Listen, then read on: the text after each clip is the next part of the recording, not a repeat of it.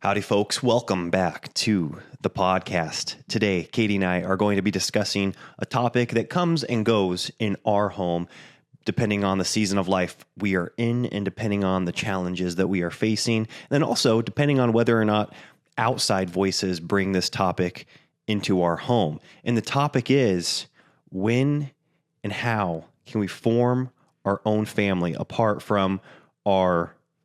Okay, just says, Katie, can you help me say this? No, I'm on the edge of my seat. I wanted you to do the intro because I didn't have a title. I got this. Statement. How can you graciously yet assertively pull away from your families to form your own family once you are married and having children and whatnot? How do you leave and cleave, in other words? There you go. Just pull out the old King James. Yeah, I think when in doubt, we always pull out the King James. Anyways, Katie and I are going to be talking about that.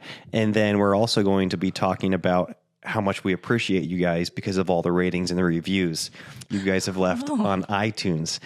Seriously, that means so much to Katie and I. So thank you. And also, if you do ever, excuse me, wow, unprofessional. It's not going to be the first unprofessional thing that's ever happened on the podcast. Yeah, nor the last.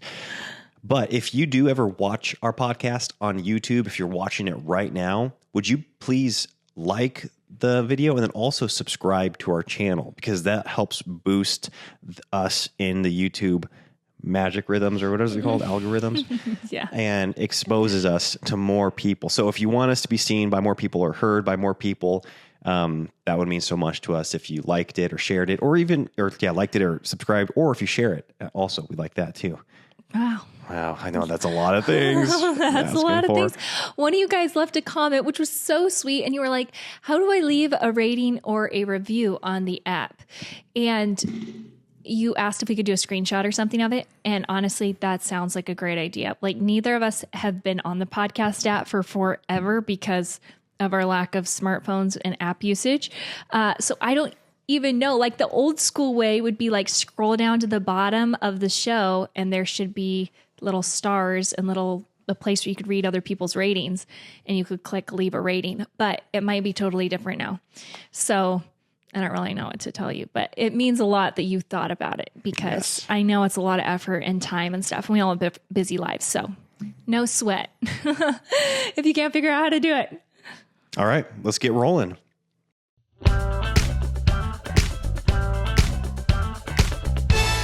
But now that we're a family podcast. So before you jump in, Elisha, I want to address the cotton sticking out of your ear, the muslin. Yes, because that has really affected our life the past. It has, but I'm glad you brought it up, because I've gotten to the point of forgetting that it's there. No way. Yeah, I have. Like, I'll go to scratch my ear sometimes and I'll be like, oh, that's sensitive. Why is that sensitive? And then I remember why. But yeah, it's really I don't know. It's not that exciting. Well, it is. Okay. Because Elisha comes home and his ear, you know what a cauliflower ear is? Like, if you Google cauliflower ear, it's like the classic wrestler's ear that ultimately, I guess, it gets pummeled so much and blood fills up in there. And so it gets this really like bulbousy look, and then it hardens, and then you're just stuck with that shape in your ear. Yeah. So Elisha doesn't like do MMA or whatever. That's not his career. And so he shouldn't have an ear that looks like that, in my opinion. Yes, I agree. It's stressful. So he came home, it was a little bit, and we both talked ourselves into being like, this isn't that big of a deal, right? Yes. Then he wakes up one morning, and you guys, he could not fit like an earbud in it. He couldn't Q-tip his ear. It is fully swollen. The whole center of his ear is like a big round mushroom sticking out into the outside of his ear. It was gnarly. And we both looked at each other and were like, okay, we need to like stop everything in our lives to get this thing fixed. Yeah, because if you don't do anything about it, like Katie said, you have like 2 days. I don't know what the time frame is, because with the inside one, that was like 14 days later, and they were still able to. Well, yeah, I guess he cut it out. Yeah, that's a good point. But I didn't want it to harden and for it to be just like a deformity there forever. Because like Katie said, I feel like you can rock that look if you can like back it up. I feel like if you really are like a rough and tumble fighter, then your ears can look however you want them to look.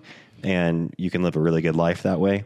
But I don't want to have to back up any cauliflower ears or He doesn't want anything of the sort. anyone like coming up to him on the street and wanting to fight him.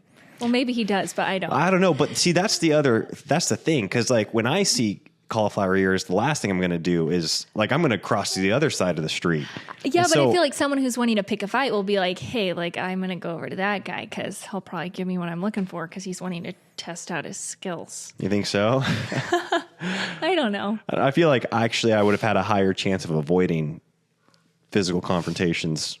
Yeah, with no, the I agree with cauliflower your ear. theory. I'm kind of playing devil's advocate. Yeah, the point is that neither Katie or I wanted to live with me wanted to live with that ear. Like it was not looking good. It was going to cause like hearing loss. I don't know. So anyways, the first solution that we thought of was just getting a needle and like a syringe and draining it ourselves. You guys, these are big needles. Like they have giant holes in them. Oh, it was grossing me out to do it. And we couldn't get any over-the-counter needles, which, makes sense. And so I Googled it and found that at the Tractor Supply store, they sold like veterinary needles that were size 16, 18, and 20 gauge. So now we have a ton of needles up in our medicine cabinet and looks like we have some struggles here in this house, which we do, but they aren't what they look like. Anyways, so then Elisha's like, Katie, you got to drain my ear. So I watch all these YouTube videos, look super basic. You put the needle in and then you pull the syringe out and it sucks the blood and the fluid out. Okay, well, I don't know if like animal blood is different than human blood or what, because maybe that affected the syringe. I don't know. I don't know either. All I know is I stabbed this gigantic needle in Elisha's tender, swollen ear and pull the syringe and no blood comes out. Yeah. Do you guys know why this would be happening? I still don't know why this is happening. We did it 3 times. So we tried different and you got syringe. it in there deep. Like, I was like, maybe it's not in deep enough. I mean, I am jamming this thing in. Anyways, when I pull the needle out, blood spurts out. So that was a bummer. Anyways, so we're like, okay, we need to take it to the doctor. The Tractor Supply store isn't cutting it. Mm-hmm. Yeah. So anyways, I just went to an urgent care and they just like made a small incision and they drained both of the places that were big time swollen. Blood pools. Yeah, exactly. And then they wrapped it. And then the doctor was like, that's probably going to fill up again because we can't keep enough pressure on it. He's like, you have to keep constant pressure. So that was kind of discouraging. So he wraps his head like a mummy. We have to go over but we were scheduled to go over to someone's house for dinner that night and we really wanted to go. And so Elisha was a good sport and he went, wrapped like a total mummy head with toilet paper around his head. Yeah, it wasn't toilet paper, but it could have been.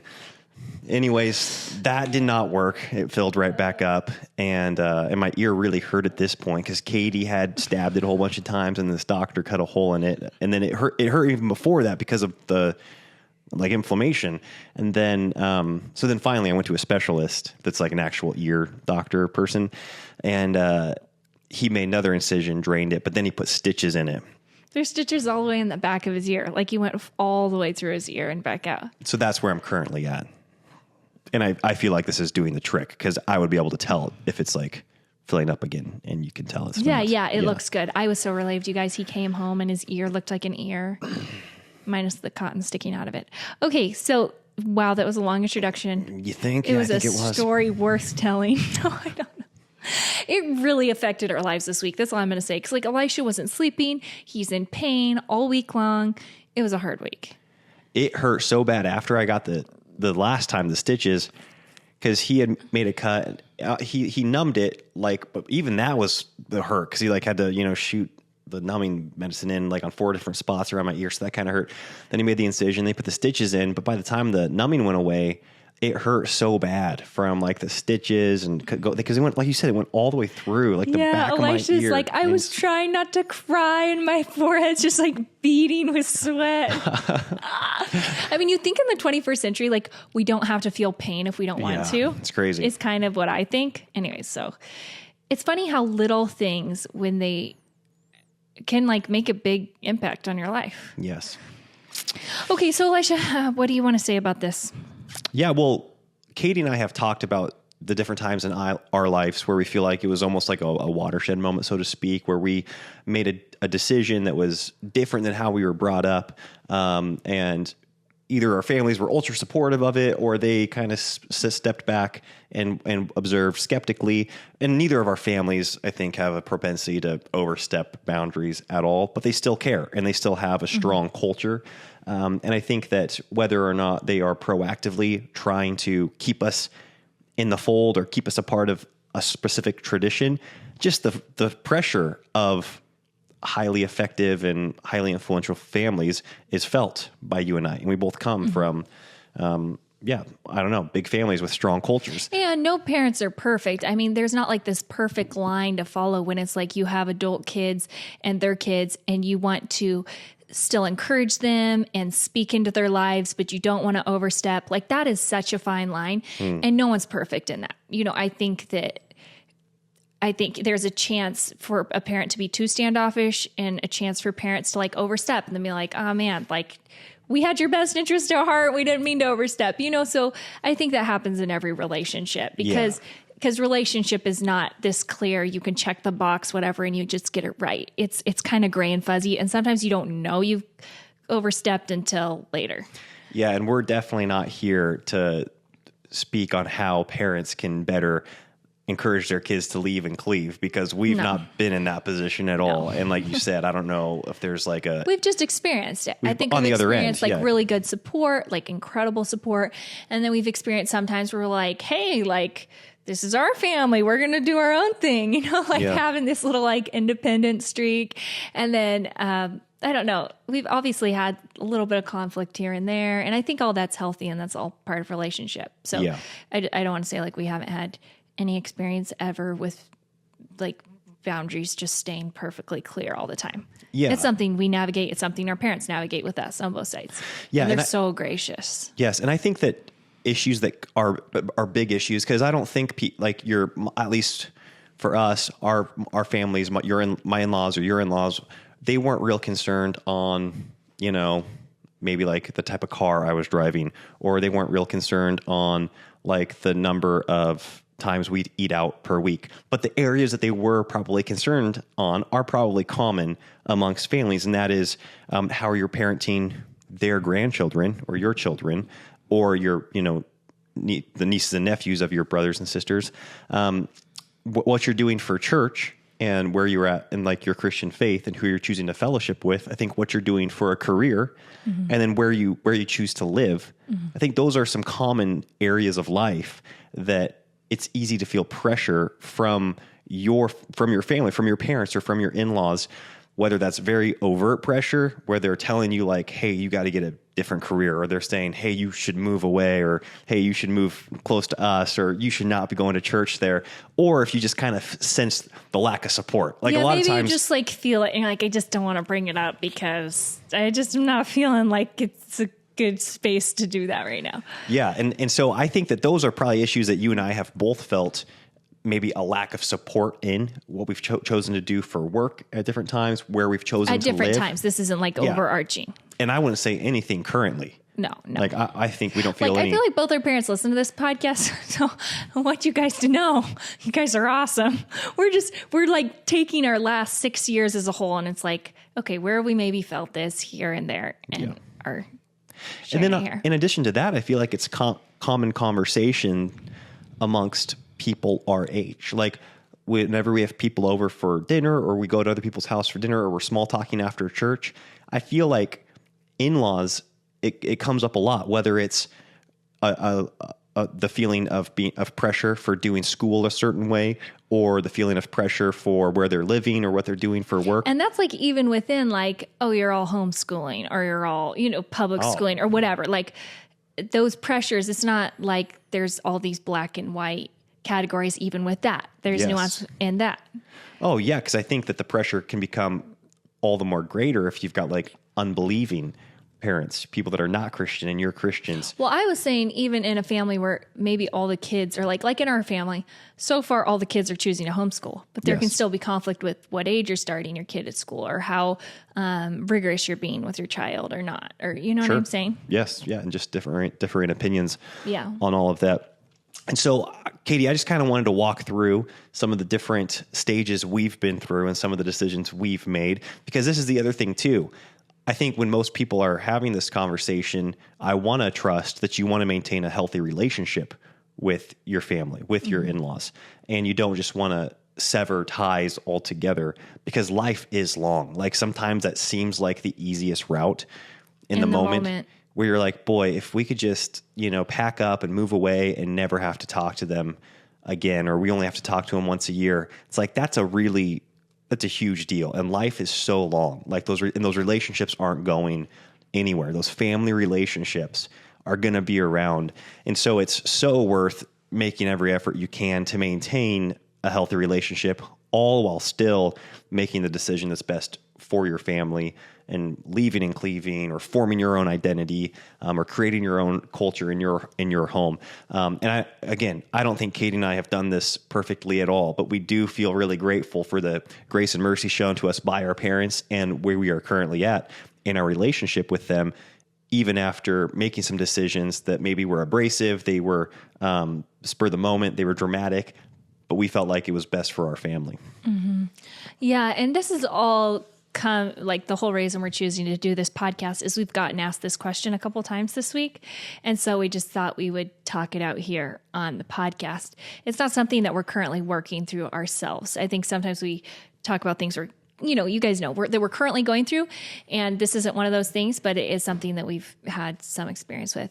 So if you guys know, like Elisha's family's background, we're the only child out of there's 10 kids in the Vogtberg family, and we're the only ones that don't live within 5 miles of this, 5, like all in the same town. They're all in the same town. And so that's kind of one decision we've made, I guess. And we'll go into that a little bit more.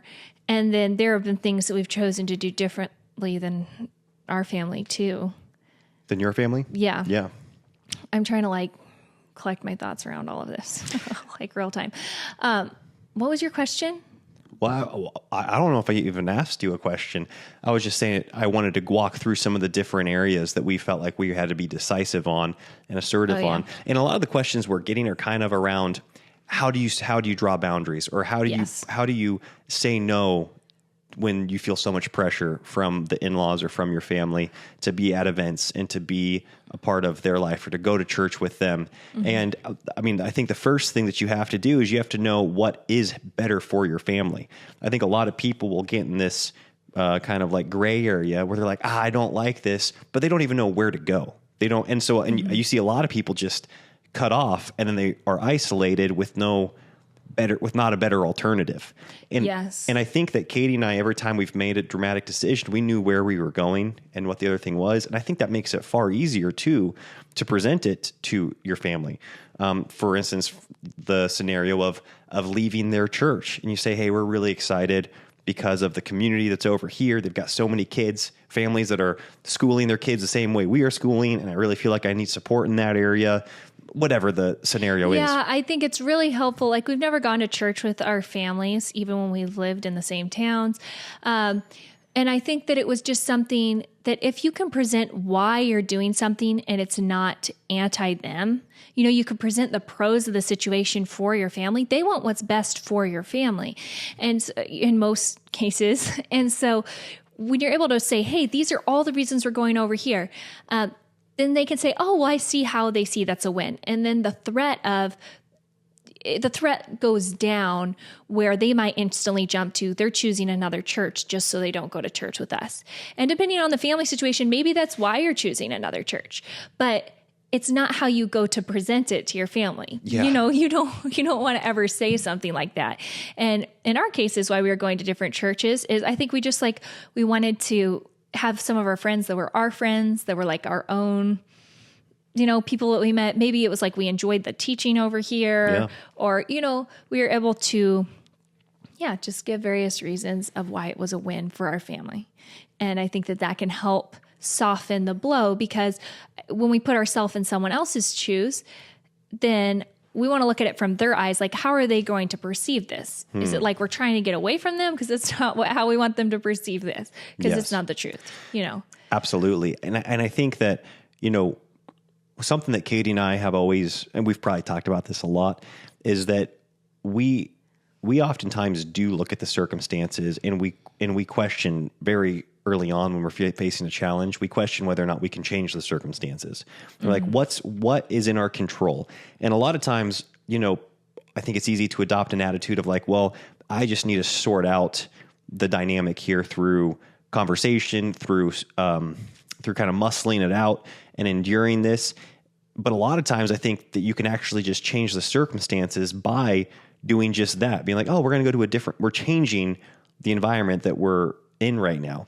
Yeah. So I think there's really two ways to do it. Like you're saying, if you're feeling like, okay, the boundaries aren't being very clear with family, then you can either have a conversation, say, hey, these are the clear boundaries. This is what we're sticking to. Or you could take yourself out of that environment and just make it so it's not even a conversation, because you can't make it to the, Monday, Tuesday, Wednesday event, and your kids can't sleep over at their cousins because you just can't, because you live in a new state, so but you don't want to run away from your troubles too. And that's where only you're going to know your situation. Yeah. Because both things are important. That's right. Sometimes you have to stick it out. Exactly. And, you bring that up, Katie. I think that's another area that we've heard this brought up a lot in recently via people asking questions is like, oh, how do we say no to overnighters at their cousin's house? Because they end up watching movies I'm not comfortable with, or they've got smartphones, they're on social media. Or you're just not comfortable with the influence, maybe the way they treat it. Yeah, and I don't know how to say no without hurting my spouse's feelings or whatever it is. And first off, the big picture, if you feel like there's something that's truly dangerous for your child, then just like, who would you rather, would you rather? Feelings are a small price to pay. They are a small price to pay. Very small price. And again, life is, like I said, life is long, and hurt feelings this month or for the next 6 months could in 2 years become totally renewed.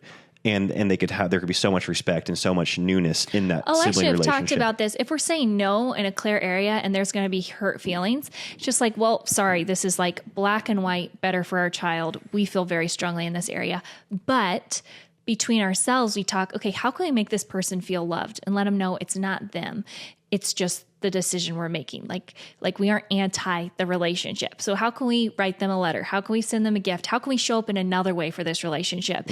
And we're okay with the hurt feelings because that's what we had to pay, but we don't want it to be a broken relationship. So if it's a little sore, okay, but how can we nurture that back to health? Yes. In other ways while keeping our very clear boundary. And I think that that's a great perspective to have with parents too, where it's like, okay, I want to have a good relationship with my parents, but I'm drawing this hard boundary here because this is what's healthy for our family.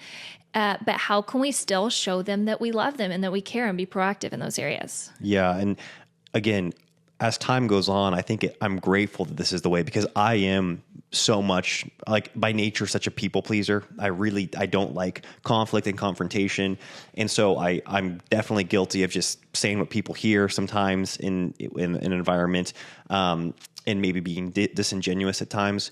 And I was nervous when it came to parenting. Like, okay, am I going to let that cross? Because it's actually affected our marriage at times where Katie and I are together and I'm saying things and Katie's looking at me like, what are you talking about? And I'm just trying to appease the people in the room. And it's been harmful to our marriage. And I want to grow in that area. And I think we have. Yeah, definitely. I've grown in that area. But a huge fear of mine was like, boy, am I going to be able and willing to make hard decisions for the safety and the protection and the well-being of my children, even if it means embarrassing a peer or making somebody feel bad or making them think that I'm uncomfortable with their standards or that they might be a bad influence on that I think that they might be a bad influence on my child. And I do think that the Lord has given me just a ton of protective instincts towards my children, where I'm like, man, I don't want to sever friendships and hurt relationships, but I truly do want what's best for my children above pretty much everything else. It's like I've got my conscience and my walk with the Lord. I've got my wife and I've got my children. And it's not like, to hell with everybody else. But it's certainly there is a huge step down on priority when it comes to who I'm trying to serve and who I'm responsible for. And I think that the more you can have, the responsibility piece, and the more you can have that clarity with your own family, I think it should make those decisions easier, whether they're changing the circumstances, whether it's having those hard conversations.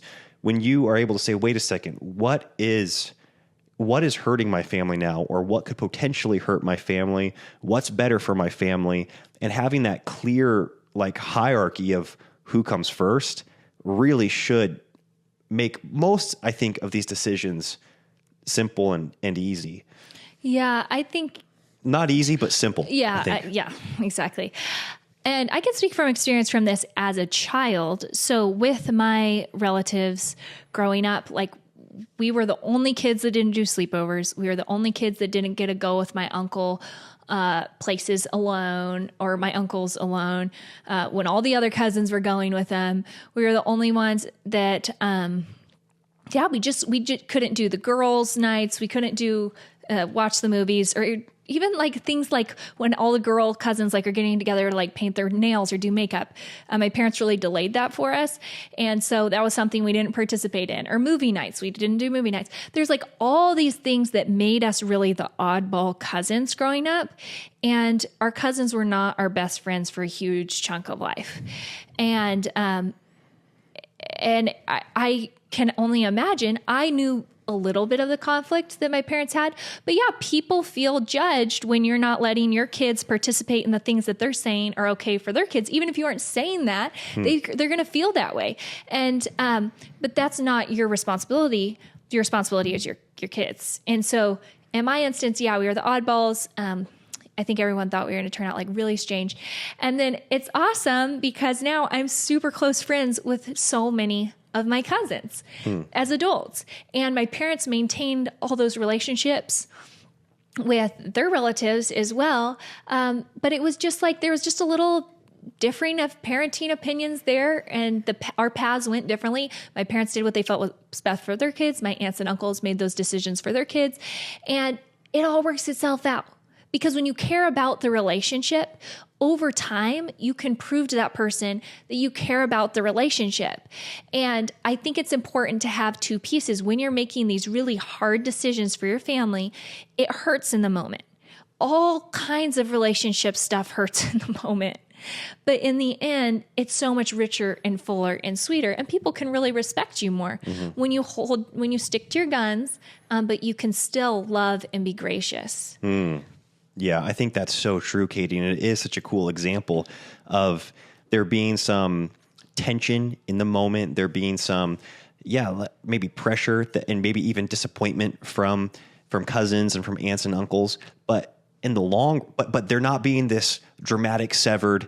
No, like we aren't talking to you, or my kid's not talking to your kid. Of course. And your parents they didn't say, no, our kids aren't coming to the movie night because we don't want our kids to end up like your kids. You know, they're not making dramatic, hurtful statements. Well, yeah, and stuff like that. It's not even like the case. It was just like, our kids aren't going to the movie night because we're taking them home and putting them to bed. It's like they don't need an explanation. Like if someone pushes you on that, it's not like it's their right to know why you're making that decision. It's just like, oh, this is the decision I'm making for my kid. You know, you don't have to go into detail or make them feel bad about it. Yeah, or exactly. They're choosing, bad about their decision for the movie night or whatever. Exactly. But something that I also think about, Katie, is, and I know that I've become such a fan of seeing if you can change the circumstances, because I think I lived a lot of my life not even questioning whether or not you could. I didn't think that was an option. I thought, if it's a relational issue or if it's an emotional, then you've got to work through it. You've got to have the hard conversations and come to an agreement. And obviously, like in the context of a marriage, you can't like change the circumstance of who you're married to, or you can't just be like, okay, well, I'm going to live in a different house than you. I know people do that, but that's not what we want. A healthy marriage. Like we want to work through our relational struggles and our differences. And so we work through that. But then there are other things, whether it's like the job that you're working at, and it's like, this job is really hard for me. I just got to work through it. I got to figure it out. And it's like, or not, like, or you could look at a different job. You could look at a totally different career. And I know it's easy for a guy like me to say this because I've never really had a traditional career where I put a lot of time into schooling and into, building up to my place in the business or in the company. But at the same time, I have experienced just starting over a bunch of times. starting over jobs, starting over businesses. And we've made dramatic decisions in regards in those areas for the well-being of our family. And it sounds like this is a sidetrack from, forming your own family apart from your family. But I think it goes hand in hand in that we have a lot of these mental roadblocks where we'll think like, this is an unchangeable. Like we can't leave this church because fill in the blank, or we can't move away because of fill in the blank, or we can't not go to this family reunion because this is like, we can't not go there. And it's like, I just really like challenging those statements and those assumptions. And you and I do that on a regular basis. And if we're able to find a way to change the circumstances of this thing that is a huge challenge to our family, then we do that. And I think that being creative is really helpful in those areas. And then also, like I said, having a definitive outline of what the priorities are in your life. Like, is money before your children? Are your in-laws before your children? Is your church community before your children? Is like popularity or no conflict. Yes, exactly. Is saving face for yourself, like being not rocking the boat. Is that coming before your children? And when you're honest in all those decisions, man, that car alarm's really going. I don't know if you guys can hear it a lot. Sometimes these mics don't pick up the noise as much as... Yeah. Did you guys hear that now? I thought you were just stopping. No. Because that alarm isn't stopping. Are we just going to talk through it? May as well. Okay. Yeah. I'm going a little crazy. Okay, it stopped. So two things I had a little startup there.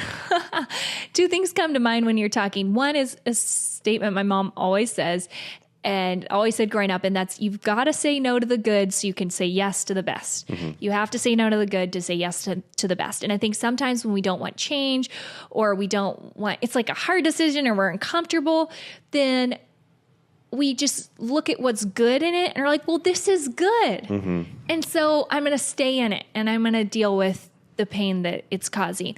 Instead of being like, well, is there something that's better? Is there a best situation out there where we can maybe be a little bit further away from family, and then when we do go, we can really plug in and feel like we're totally present. But meanwhile, we have a month or two where we're just pouring into our own family culture and we aren't worried about pressures or something like that. And so I think that that's something that's important to keep in mind. And then the other thing...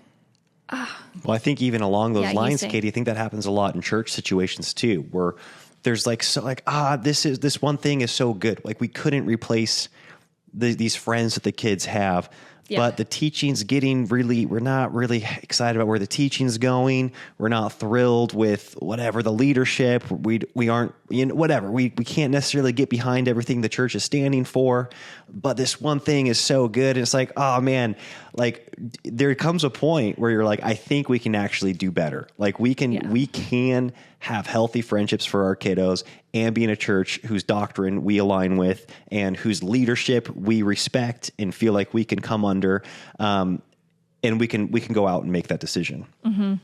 Yeah. And I think something else that sticks in my mind is you mentioned pressure, feeling pressure. And I think if we're ever making a decision out of pressure, it's probably not a good decision. Because that means if we're feeling pressure, it means it's going against what our natural gut instinct is for our kids. Because otherwise we wouldn't feel pressure with it. We just feel like this is awesome. Like when this wave of enthusiasm towards like, okay, say all the cousins are like playing a soccer league or something. And this wave of enthusiasm's coming and it's like, you need to put your kids in the soccer league. And I'm like, that's such a great idea. I don't feel pressure for that. I'm just stoked. But say I don't think that's a good idea, or Elisha and I don't think we want the kids doing that. Then I feel pressure. And all that enthusiasm makes me feel pressure. Yes. So I think that anytime we're feeling pressure, we need to be very wary about making that decision. Because if we're just making it out of pressure, most likely there's our ego or there's just not wanting to deal with conflict, or there's fear, or there's something at the root of that. Wow. You're so right. Fear. Yeah. There's the whole FOMO. There's the fear of hurting the relationship. There's the fear of I think you're so right, Katie. That, like, I don't know when feeling pressure has been a good thing, aside from maybe if it's like taking you outside of your comfort zone. But that's like self-induced kind of like, hey, like this is really good for our family. Like we've come to the agreement that we need to join a small group. Okay, we don't know these families. Oh, that's hard to do, or something like that. It's like, man, we're giving up an evening of our week. That's different. Because it's like we feel like that's best for our family. And so we have this kind of like sick feeling in your stomach or something like that. Yes, and it's not this, we're not getting pressured by somebody else. It's not somebody else that's like guilting us into joining the small group, but we're like, man, we feel like this is really good. We need to do this for our family. But then we're starting to feel a little bit of that stress, I guess, or that nervousness. Yeah. And I think when we've made decisions for our family, even like, okay, moving over here to Idaho, it's like, it is really, really good on Vogtberg Hill over there. You know? Oh, my family's living situation? Yeah. Family's Hill. A lot of them live on the same property. We see the cousins all play together. They have a blast. Our kids are in hog heaven anytime we go over. We love hanging out with his siblings. We love his parents. And we're just like, this is so good. But did we feel like it was absolute best for our family? It's like, no, we just didn't feel like it was. Even though it's so good and it's so rich, and we still like, you know, we still might end up there someday because it is so good. Yeah, never say never. Yeah. But as far as the best situation for this stage in life and just what we felt like we needed to focus on, we just felt like, you know what? It's healthier for us to live here and then be able to go over and just hang out when we go visit. And that didn't come through any conflict of relationship or anything. It was just what we felt was best for our family. But I think we both had some fear in that, because it's like, well, what are your siblings going to think? Or what are your parents going to think? You know, we don't want them to think like it's kind of awkward a little bit being the one family that lives away. And we want them to know, like, we love them and we care and we want to hang out with you guys. But for whatever reason, this is just like what's best for us in this season. Mm-hmm. And so I think there was definitely some worry there, and, you know, praise the Lord, he was able to preserve all the relationships, and everyone was able to understand where we were coming from and be supportive and come visit us and stuff like that. So it really worked out. But I don't know, ultimately, like, you've got to do what you need to do for your family, or you're going to look back and be bummed out. And like, only you're to blame. I think that's it. I think we want to point fingers to our family maybe and be like, they're making us feel pressure. But if we're making a decision, we're to blame. Yeah. And that's or like, if we're making a decision we regret later. That's so sobering. And I've made decisions for our family, feeling that pressure that you're talking about, where it's like this, this wouldn't be my choice for my family, but I just think for now we need to fill in the blank. Mm-hmm. And I think parents do this all the time in regards to church, in regards to their children's education, feeling pressured to go to a certain school or to versus like what they know is best for their children in the long run. And it's like, man, you are going to live with those decisions long term, and it's your own children here that you're responsible for. And that's the other thing too, is that your in-laws or your parents, or they're not responsible for your children. You are. Mm-hmm. Like, you're the one that has to live with the decisions of your children. Do they love them? Of course. Do they want what's best for them? Absolutely. But you are the one that's responsible for them, and you've got to be confident in that, in your decision making. And honestly, I do think too, do our parents and do our in-laws have wisdom that we don't have? They totally do. Should we seek wisdom from people that have more experience? Absolutely. But I don't think anybody has the insight and intuition into their children's life like the parents do. Mm-hmm. And so even though I feel like it's the greatest privilege and asset to have godly parents who are our children's grandparents, or parents who really care and want to be involved and want to be invested, like that's a blessing that your parents care. Yeah. Ultimately, I feel like we know what's best for our children when it comes time for the decision to be made. And that, of course, we seek counsel, and we're grateful, and we want to always... yeah, that's something I wanted to actually touch on, not even as an of course, because I think it's really easy to... we see this in the Proverbs. No, it's not in the Proverbs. It's like in 1 Kings or something. And you guys have to tell me, But there's this young king. He gets into his king chair and he seeks advice from his dad's advisors. And they all tell him, hey, you need to be really lenient on the people that are serving you. This is in the Bible. Did I say that? Yeah, well, you said it was from one of the Kings or Proverbs or something. This isn't an Indian proverb, okay? Yeah. And then he goes, okay, so he takes that counsel. Wow, Elisha not shutting off his cell phone. Sorry about that. And then he goes and he gets counsel from a ton of people his own age. I think it's like Rehoboam or something. And they say, no, you need to say, if my father was hard on you, I'm going to be 10 times harder. I'm going to whip you with the cat of nine tails. I'm going to take everything you've got. And he listens to the counsel of the people who are his age. And I think it was obviously bad counsel. And I think that there's a warning in that where we can always find someone who agrees with us. So this isn't like go to your buddy that also hates his parents and doesn't talk to them and be like, I'm going to do this. And they're like, yeah, do that. And you're like, yeah, and it's like a bloodbath. That's not going to help maintain the relationship. Or is it going to produce the best results for you anyways? No, like it's probably not even the wisest counsel. No, it's terrible. I think honestly, Elisha and I had counsel like that when we went to get married. And we had some people tell us, hey, you don't need your dad's blessing. He's never going to give you his blessing anyways. Just go get married and he'll get over it. But you look at like who was giving that counsel and they didn't have the results that we wanted. Yeah, they didn't have a good relationship with their in-laws or their parents. Yeah. And so it's like, well, why would I take counsel from someone like that? Yeah, were they even though it agreed with like what I wanted, what my pride wanted. Yes, you know what I mean? Yes, and they were Christians and they, they were people that we felt like they were in our corner for us, Yeah. But then you step back and you're like, that's not actually we don't want what you have well, you here. don't want that. So like, just when we are seeking counsel, it doesn't mean find people that agree with us. It means go to people that have the fruit we want. Like find an older couple that still has good relationship with their kids and ask them how they would feel if you approach the situation this way. Or maybe like even if you're confident in the decision you're making, go and ask, okay, if I present it to my parents this way, is it going to come across this way? How can I soften the blow of this? I know they're going to take it hard or something like that. Just go to people who have healthy relationships that are either parent-child or child-parent or sibling to sibling, whatever your specific struggle is where you're trying to lay the boundary. And hear from them. And it's the same with marriage. It's the same with all these things. Yeah. And that's so crazy, Katie, because like I said, I want to even make an addendum to my statement of like, you know what's best for your child, even more so than a lot of times the grandparents of your children.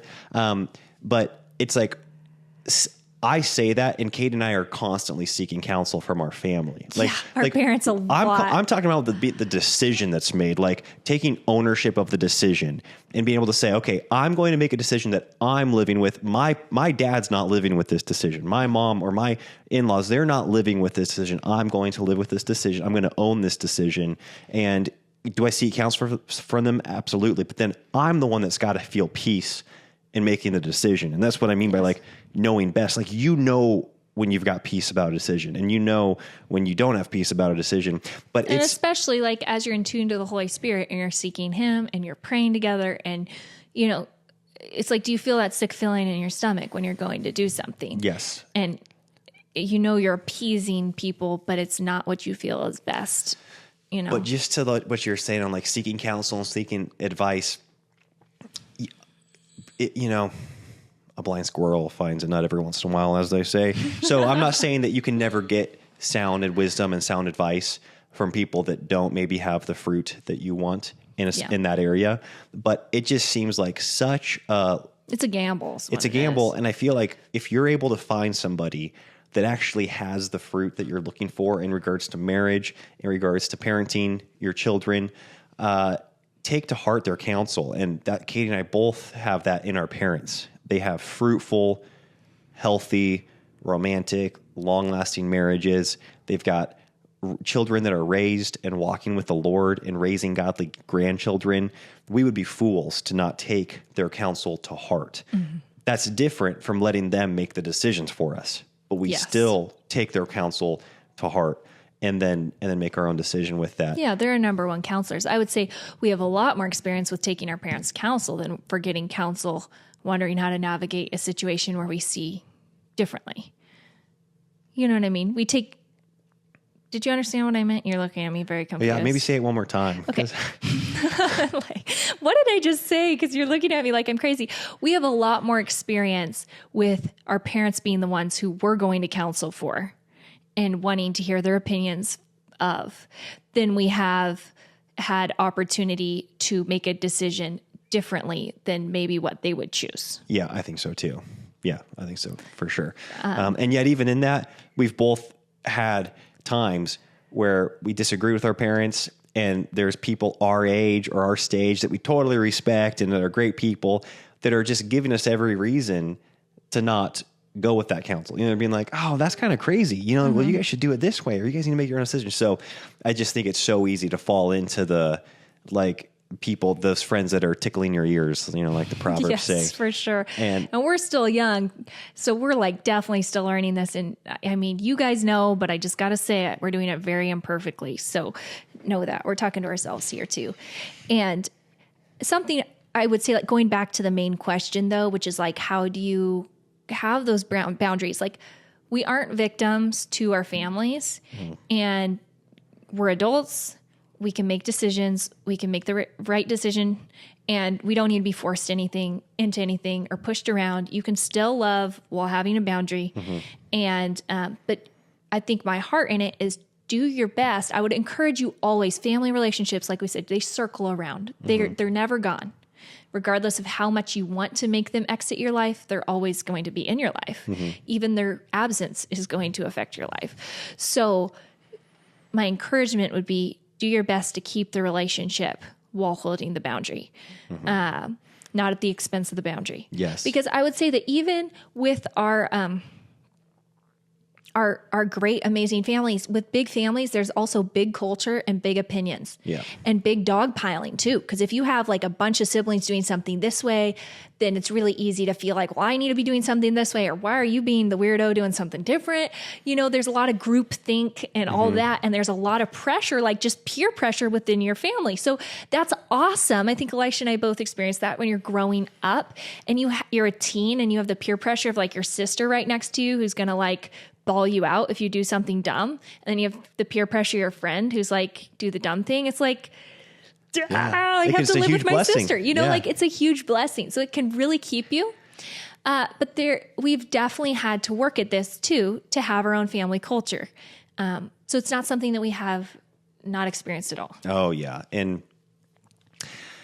I think too, anytime you get a critical heart towards your family or towards anyone, yeah, I don't know. I feel like a lot of times people are receiving so much from their family that they're not willing to give up, and they're scared that they're going to lose that if they pull away and form their own family.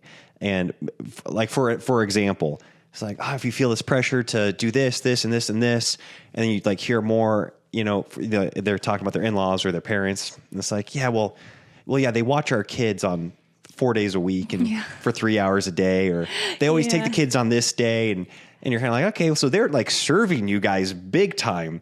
And like, they're giving a ton of their life. And maybe you're nervous about losing that blessing of like free childcare, or like, be willing. It's kind of like government, frankly. Yes. It's you have to be willing. If you want to be independent, you have to be willing to handle the independence. Yeah, exactly. That's exactly right. And so again, I'm not saying that's everybody's scenario, but I do think that can be a scenario that plays out where the parents or the in-laws are basically like a huge support, but there is this like fly in the pudding of whatever, you know, they listen to this music when your kids are over, or every time you pick them up, they have an opinion on how your kids are learning or not learning or whatever it is, you know? Yeah. You're going to have to be willing to say, hey, I'm going to bring my kids home and raise them myself. And if you're going to, you know, you have to make those hard decisions too, where sometimes it's not comfortable for you to make that decision, or like move out of town where you don't have family support, where you can go over all the time. Like, so you have to weigh those. Yes. And when you see the critical, you see everything through that light. Yes. And so I'm not saying that there aren't some situations where you definitely need to like it's a danger and you're the wall of protection for your home. But then there's also times where Elisha and I have both found, like, if you want to pick apart a human, you can always pick apart a human. Oh yeah. Just get your pickaxe out and Except for apparently Daniel in the Bible. So props to him. Good for Daniel. But yeah, that's not our case. Yeah. And so we got to be careful too. Because Elisha and I have sometimes when we've taken an issue with a parent and the way they've done something, we just like rant and find more fuel to our fire. And it's like, you either need to have a conversation or do something about that or move on and choose to see them for the blessing that they are, so. Guess what, Katie? The kiddos are waking up. They are. They're coming out. It is nap time, and nap time is over. So it's over. So this episode is over. Good news for you guys. Thank you for listening. We'll talk to you next week. Bye. Bye-bye.